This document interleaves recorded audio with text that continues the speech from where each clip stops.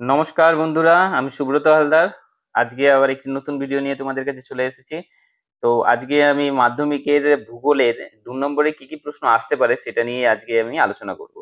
তো এর আগে বলে রাখি যে দিন আমি এই ২ নম্বরের প্রশ্নের একটি পার্ট দিয়েছিলাম এবং আজকে আমি ২ নম্বরের আরেকটি পার্ট দিচ্ছি।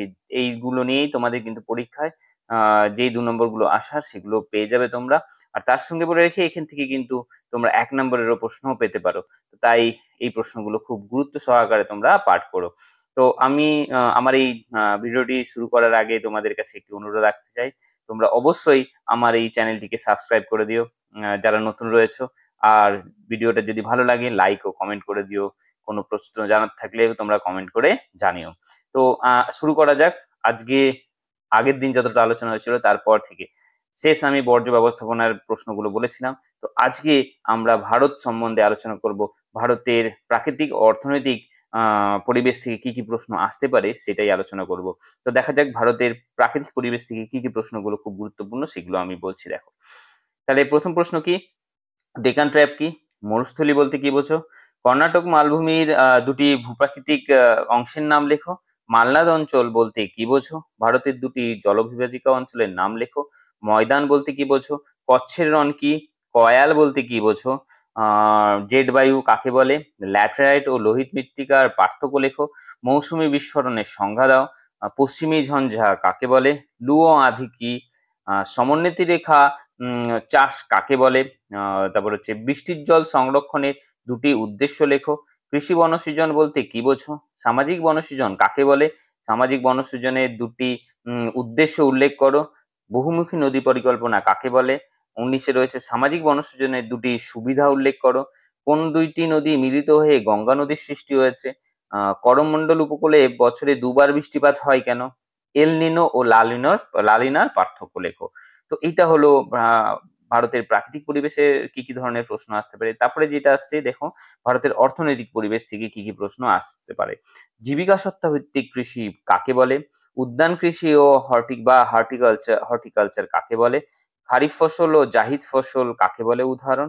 আহ তথ্য প্রযুক্তি শিল্পের সংজ্ঞা দাও। বাগিচা ফসল কাকে বলে উদাহরণ দাও। ধাপ চাষের গুরুত্ব কি? তারপরে ধারণযোগ্য উন্নয়ন বলতে কি বোঝো? মিলেট জাতীয় শস্য বলতে কি বোঝো? অবশ্যই এখানে উদাহরণটা করে রাখবে, আমি উদাহরণটা লিখিনি, তোমরা করে নেবে। ভারতের একটি কৃষি ভিত্তিক, খনিজ ভিত্তিক এবং একটি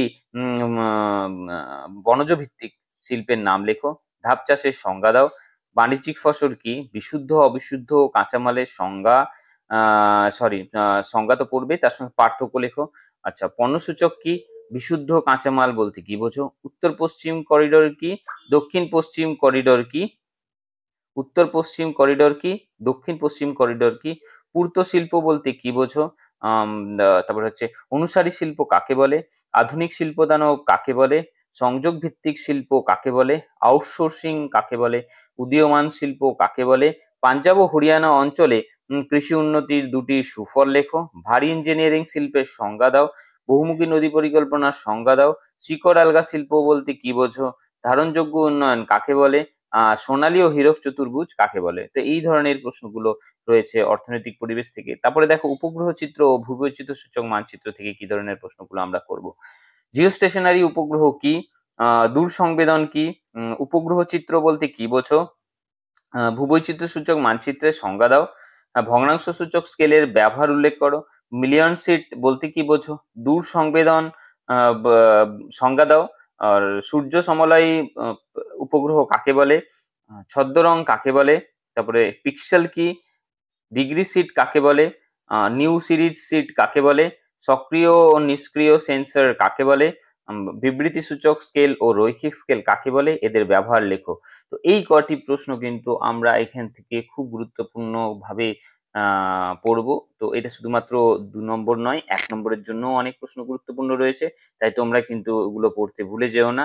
আর একটা জিনিস অবশ্যই মাথায় রেখো যে এই প্রশ্নগুলো একটু ভালো করে করলে কিন্তু এখান থেকে ২ নম্বর একটাও মিস যাবে না। তাই একটু গুরুত্ব সহকারে এই প্রশ্নের উত্তরগুলো তোমরা পড়ো। ধন্যবাদ বন্ধুরা। আমার ভিডিওটা যদি ভালো লাগে অবশ্যই একটু লাইক করে দিও।